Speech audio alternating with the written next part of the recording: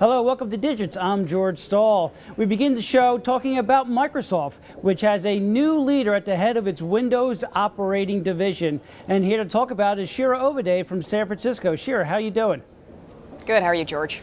So a lot of the focus so far in the coverage has been on Steven Sinofsky, the outgoing Windows guy, leaving. Right. Now, let's That's shift it a little bit to the two women that are coming in to replace him. What do we know about them? So the two women, as you said, are Julie Larson Green, who has worked with Steven Sinofsky now in two divisions at Microsoft, both on the Windows team and at the Microsoft Office division, and Tammy Reller, who's been the CFO and the marketing chief of the Windows division and is now kind of adding additional business responsibilities as well. So sort of an engineering head at Julie Larson Green and a sort of marketing finance head with Tammy Reller, the two-headed machine running Windows now. Why two and not just one? It's a good question, and I think some people that I spoke to today wondered if this was kind of an interim step and maybe one of them or somebody else entirely takes full ownership of Windows. Other people said, you know, the Windows division is really more than a one-person job now, that you really do need somebody, as they have now, somebody to tackle the sort of engineering responsibilities and somebody else maybe to tackle the business side responsibilities. How will it work between the two of them? Is there one that will be the final arbiter? It just seems as if unless there's a good relationship already, there could be some pushing and shoving to try to see who's going to be at the top of the Windows division. Yeah, I think that's a fair concern. I mean, business history is riddled with co-heads or co-CEOs that have fought and never worked out. In this case, these are two executives who have worked together inside Windows under Mr. Sinofsky for a number of years, so they do know each other well.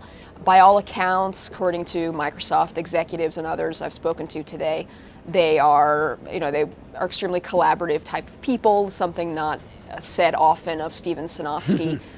So we'll see how well they work together. And internally, how are the two perceived? Internally, I think they're perceived very well. I mean, again, this is, particularly for Julie Larson Green, this is a big step up for her. She's somebody who's been responsible for the look and feel of both Office and Windows. You know, she's responsible for things like the ribbon menu in Office, which a lot of people don't like, and also for the start menu kind of going away in Windows 8. But this is a big step up in responsibility for her, although she is well regarded and well liked inside and outside Microsoft. What about the timing of the moves? It comes just as Windows 8 was launched. How will that impact the jobs that they inherit? Yeah, I think the timing was a surprise for a lot of people. We should say we don't know all of the reasons behind Steven Sinofsky's departure that may have played a role in the timing just after the launch of Windows 8.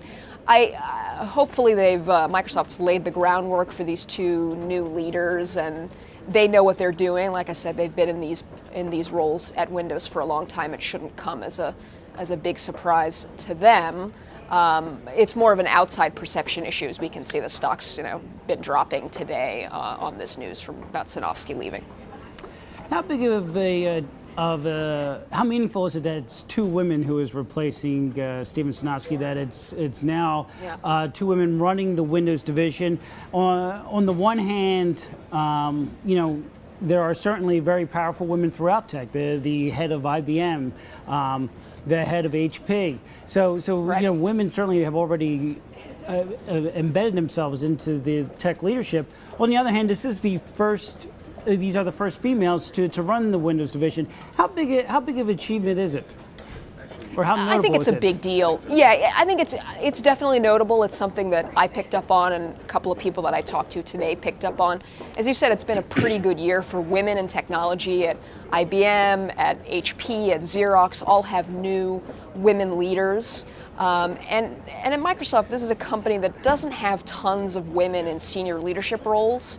And so for them to name two women to run Windows, it is notable.